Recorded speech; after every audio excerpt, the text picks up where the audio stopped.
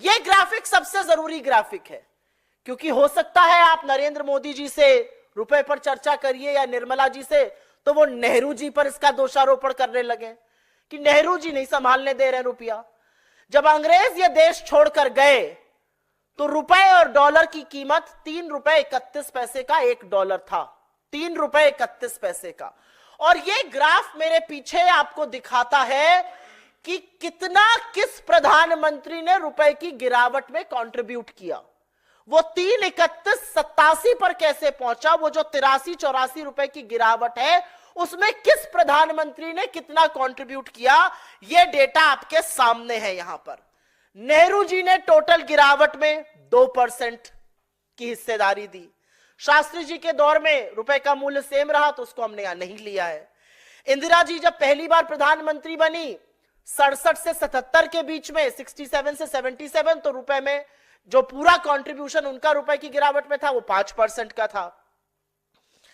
इंदिरा जी के दूसरे शासनकाल में उन्होंने फिर से 5% की हिस्सेदारी निभाई रुपए की गिरावट में। वीपी सिंह जी, विश्वनाथ प्रताप सिंह जी के इससे पहले राजीव जी के कार्यकाल में 6% की हिस्सेदारी निभाई उन्होंने गिरावट में। विश्वनाथ प्रताप सिंह जी ने भी 6% की हिस्सेदारी निभाई।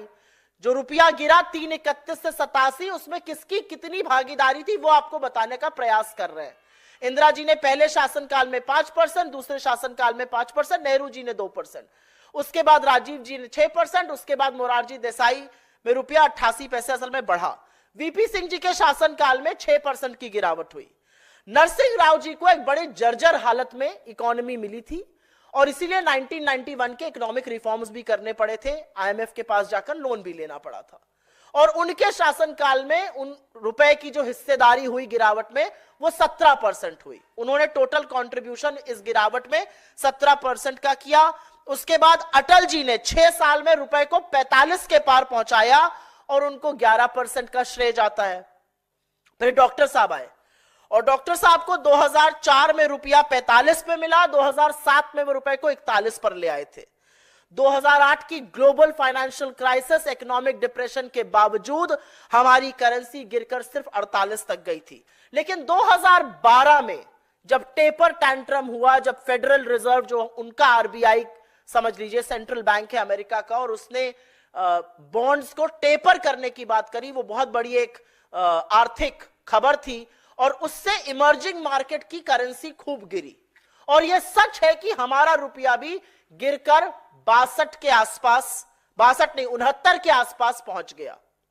लेकिन 4 महीने के अंदर 69 से खींचकर हम रुपए को वापस 58 पर लेकर आए। जीडीपी ग्रोथ 5.1% हो गई थी, उसको 6.9% पे लाए। 2% लगभग जीडीपी बढ़ाया कुछ ही महीनों में, जो नरेंद्र मोदी सपने में भी नहीं कर सकते हैं। $35 बिलियन का विदेशी निवेश भी लेकर आए और हमने नरेंद्र मोदी जी को रुपया 58 रुपए 46 पैसे पर सौंपा था 26 मई 2014 को। तो टोटल गिरावट में डॉक्टर साहब का कंट्रीब्यूशन 16% से थोड़ा ज्यादा, चलिए आप 17 कह लीजिए, उतना था। लेकिन यहां होती है असल कहानी शुरू, क्योंकि दुनिया के महान अर्थशास्त्री, हर चीज के विशेषज्ञ और तूफानी स्पेशलिस्ट नरेंद्र मोदी जी की एंट्री होती है। और उन्होंने टोटल गिरावट में अभी तक 34% का कंट्रीब्यूशन किया है। टोटल गिरावट में 34% का कंट्रीब्यूशन, और अपने कार्यकाल में रुपए को 50% से ज्यादा गिरा दिया नरेंद्र मोदी जी ने। यह ग्राफ आपको आंकड़े के साथ असलियत बता रहा है, क्योंकि 29 रुपए जो कम हुआ, रुपया टूटा उनके शासनकाल में, वो करीब करीब 50% की गिरावट है और पूरी गिरावट में उनकी भागीदारी 34% की रही है।